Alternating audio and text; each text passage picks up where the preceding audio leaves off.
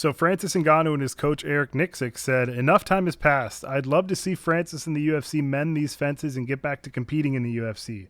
100% he'd be open to return. I think it's more about business than it is about ego, at least on Francis' side. Now, where does his motivation come from? It's not about money, it's about competition, and the best competition is in the UFC. This made me think if we had Ngannou return, aka the lineal heavyweight champion, go off and face the longest interim champion in the history of the sport, Tom Aspinall, both of which have been ducked for years by Jon Jones, both have almost 100% finish rate in the UFC, it could be the matchup to make. I'm kind of considering Jon Jones is retired personally, and I think a lot of other people are as well. I know you guys probably do, but I know that's how Tom Aspinall is thinking for sure. I know that. I think this matchup between Ngannou and Aspinall would be a super smart move by the UFC, but I could also see Dana trying to keep his ego intact and not want Francis back because all the beef that they've had in the past, and I'm not really sure if Dana would ever be willing to let that go, even if it's what's best for the fans in the UFC. Jon Jones went on a rampage tweeting last night about legacy and was basically saying anything he could in order to duck Tom Aspinall even more.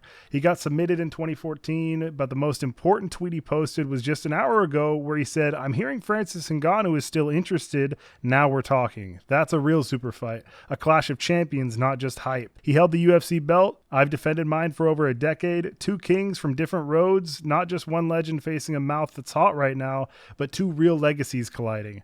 That's the kind of fight that actually adds something special to my story, at least from my point of view. Jon, come on, bro. We're not that dumb.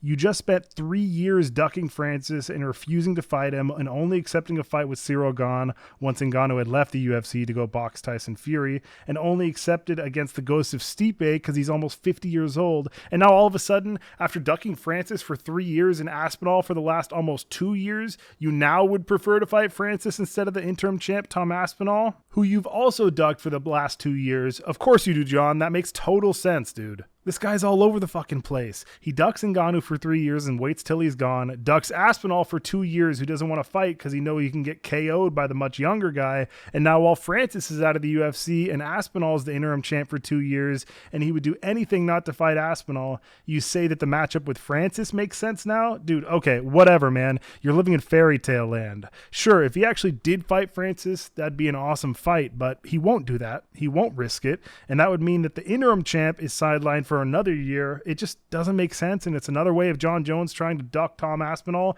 and bait Francis in. He's probably doing this so Aspinall will fight Francis or something, which would be a sweet fight, but man, Jones is just a duck, it seems like. Of course, now that Francis is gone, you prefer that fight instead of the rightful fight, the actual fight that you should take against your interim champion, Tom Aspinall. Whatever, man. Whatever, Jon. Thanks for watching, boys. We're 1 subscriber away from my goal of 10. It could be you. See you later.